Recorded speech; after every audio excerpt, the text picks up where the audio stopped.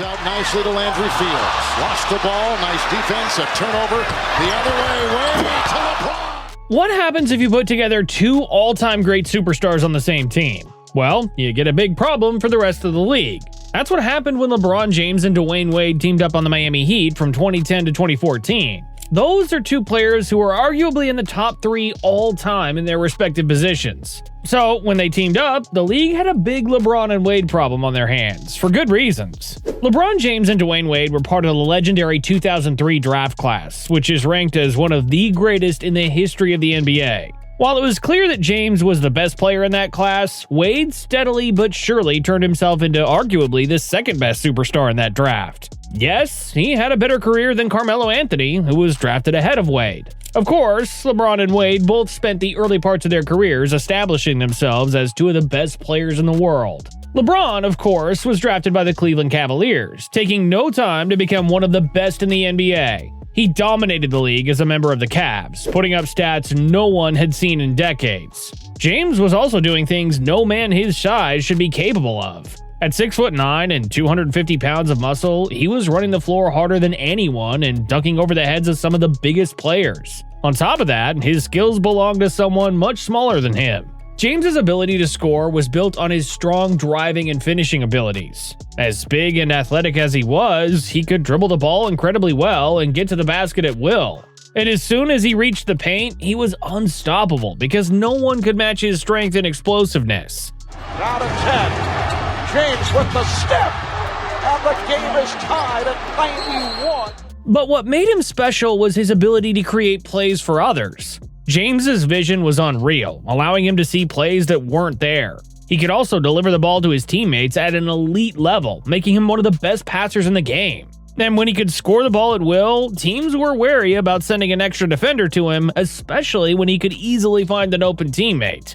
To that end, James went on to average 30 or more points multiple times while racking up multiple triple-doubles. He made the NBA Finals in 2007, only for him to lose to the San Antonio Spurs in 4 games, as the Cavs were not yet ready to win a championship. But no one could deny the fact that he was incredible during the East Finals when he carried the Cavs on his shoulders against the Detroit Pistons. He was quickly becoming the league's best player, and by 2009, he reached the highest level when he won the MVP for the first time.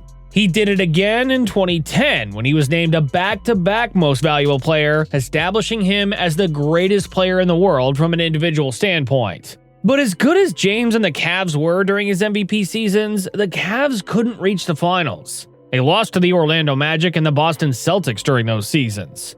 And the popular belief was that LeBron quit on his team in those losses, all because he felt he didn't have enough help. It made sense because his second best player was Mo Williams. Bad pass that time from Rondo. Here comes Williams. Mo Williams going all the way.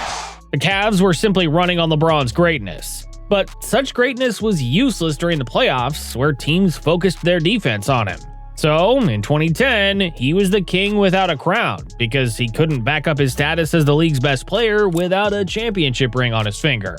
Meanwhile, on the other end, there was Dwyane Wade, who was an underrated player entering the league in 2003, but eventually turned into a superstar. His speed and athleticism were unparalleled, allowing him to toy with defenders on the perimeter to get to the basket or create mid-range shots from the perimeter.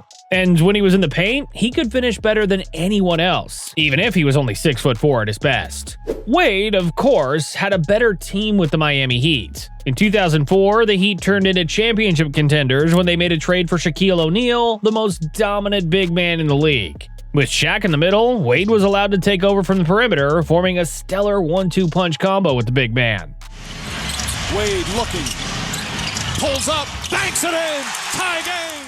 In 2006, the Miami Heat won the championship in one of the greatest finals comebacks of the 2000s. But that championship win was not because of O'Neal, who struggled against the Dallas Mavericks defense. Instead, Wade carried the Heat on his young shoulders by completely dominating the Mavs' wing defense. He was the Finals MVP and one of the best Finals performances from a shooting guard. The sky was the limit for Wade after having won a championship at only 24 years old. From there, the league watched two parallel forces grow. LeBron was the league's most complete player, a positionless superstar who could guard anyone and create for everyone. Wade was the most violent slasher in the game, a relentless driver who lived at the rim and in the mid-range while also serving as a disruptive defender with great timing on blocks and steals. And then came 2008, Team USA's Redeem Team in Beijing. That summer mattered. Wade came off the bench and looked like the best player on the floor in stretches. LeBron was the vocal engine, the two-way monster that set the tone. Their chemistry clicked in that environment because they ran quick-hit transition passes, lobs without eye contact, a shared language of pace and pressure. It planted a seed that would grow 2 years later. By 2010, the NBA landscape was shifting. Player movement was accelerating, front offices were hoarding cap space, and stars were thinking in terms of partnerships rather than geography. Miami's president, Pat Riley, cleared the decks for a run at the biggest names, and Eric Spoelstra was already in place as a forward-thinking head coach who believed in positionless defense and spacing. Wade's Heat had stalled in the first round 2 years in a row as the roster aged and injuries mounted. LeBron's Cavaliers had flamed out against Boston. The league was ready for a jolt. Then came the decision. LeBron's TV special announcing he was taking his talents to South Beach created the loudest backlash of his career, but it also created the loudest alarm for the rest of the NBA. In this fall, I'm going to take my talents to South Beach and join the Miami Heat. Miami suddenly had LeBron James, Dwyane Wade, and Chris Bosh. The pep rally that followed, where James said, "Not one, not two," turned the Heat into a traveling show and a target. They were villains in opposing arenas and appointment viewing to everyone else. Whatever you thought about the optics, the basketball problem for the league was clear. Multiple MVP-caliber engines on the same team, surrounded by shooters with a modern defensive scheme. The first season from 2010 to 2011 wasn't smooth. The Heat opened 9-8 while Spoelstra sorted out usage, spacing, and late-game responsibilities. There was a learning curve around who handled the ball, when Wade turned into a cutter, and how Bosh could operate as a pick-and-pop option rather than a high post-isolation scorer. Miami's offense tilted into long stretches of LeBron Wade pick-and-rolls designed to create switches, force help, and kick out to shooters like Mike Miller and James Jones. On defense, they trapped aggressively, switched more than most teams, and weaponized length and speed. Once they found their identity, they tore through the East, knocking off the Sixers, then the veteran Celtics, which was symbolically vital for LeBron, and the league-best Bulls by turning Derrick Rose's driving lanes into a maze. But the 2011 finals against Dallas exposed the last layer of the puzzle. The Mavericks used a tight zone, shaded extra bodies at LeBron, and dared Miami's role players to beat them. Wade was excellent, but LeBron struggled, and the Heat's offense stalled under pressure and late-game half-court execution. It ended 4-2 for Dallas, and the narrative avalanche hit. People were wondering if teams with multiple top-5 superstars could actually win titles. Moreover, there was a question of whether or not LeBron had it in him to be the best player of a championship team. At that point in James's career, he had yet to prove he could play at the highest level in the biggest stages. Basically, that loss changed LeBron and Wade, and that's the real heart of the problem they posed to the league. Instead of doubling down on co-alphas, they evolved. LeBron spent the lockout summer sharpening a punishing post-game and tightening his mid-range while also developing his outside shot. Wade, dealing with knees that no longer shrugged off every fall, leaned harder into off-ball work by screening, cutting, slipping back doors when defenses loaded up on LeBron. Spoelstra, meanwhile, went all in on small ball spacing. He had Bosh at the center and had shooters spreading the floor by staying at the corners. This ultimately allowed the two superstars to play better. But the Heat had turned into the LeBron show as the King won his third MVP award that season.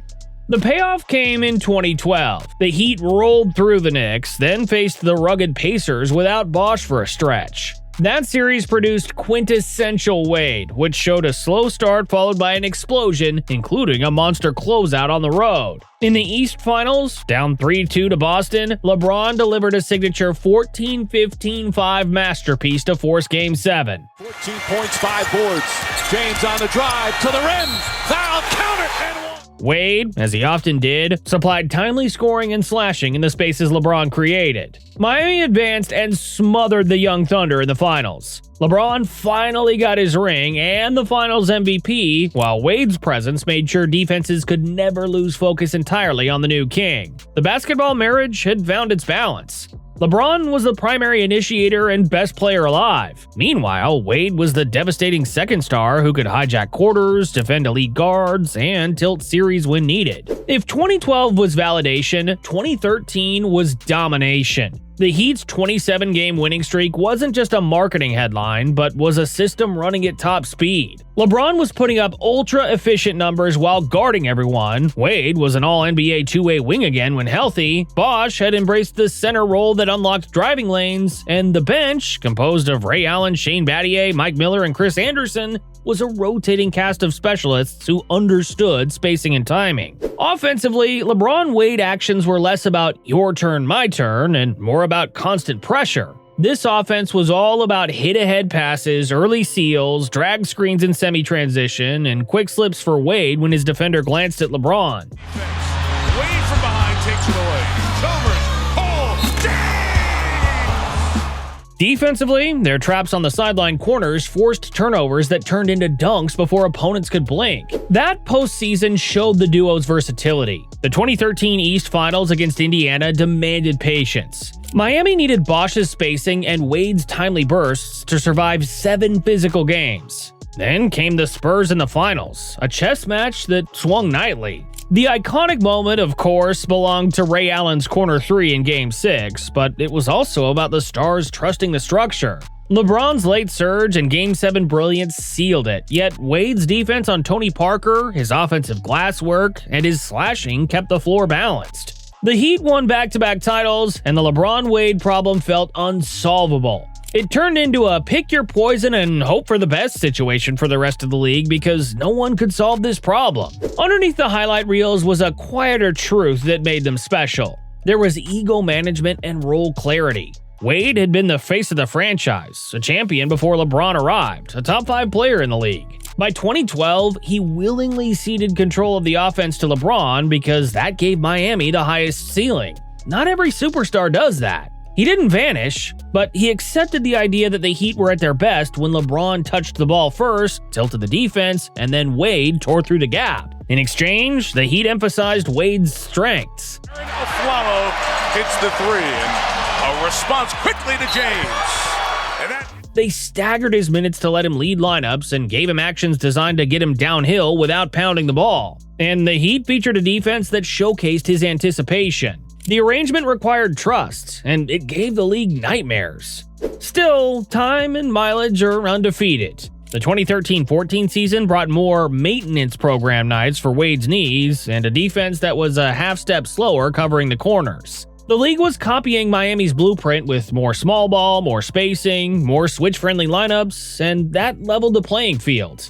The Pacers pushed again, and when the Spurs got their rematch in the 2014 finals, their ball movement dragged Miami's traps into open space. The Heat fell in 5, and for the first time in 4 years, the partnership looked mortal. The breakup in the summer of 2014 wasn't something everyone thought they saw coming. No one talked about this beforehand, and it wasn't even an issue with the Heat coming in and out of that 2014 finals loss. However, with James becoming a free agent, the inevitable happened. LeBron returned to Cleveland in a carefully worded announcement about home and responsibility. He wanted to deliver a title to Northeast Ohio, and he saw a young Kyrie Irving and an avenue to bring Kevin Love. From a basketball standpoint, it made sense, because Wade's health was becoming a bigger variable, the Heat's cap sheet was tight, and the roster needed retooling. Meanwhile, for Wade, staying in Miami was both comfort and identity, because this franchise was synonymous with his name. As for Bosh, he re-upped, and the Heat tried to build a new version without their most powerful engine. On paper, the LeBron and Wade problem ended with that 2014 offseason. But while that was a short-lived run for 2 of the best superstars of that era, the effect on the league lasted for more than a decade. Pick and roll for Davis, broken up and intercepted by LeBron James. The bounce for Wade. Back to LeBron. They'd normalized the idea that superstars could choose each other, not just accept the rosters they were handed. They had demonstrated how 2 slashing wings could coexist when one embraced playmaking supremacy and the other weaponized off-ball chaos.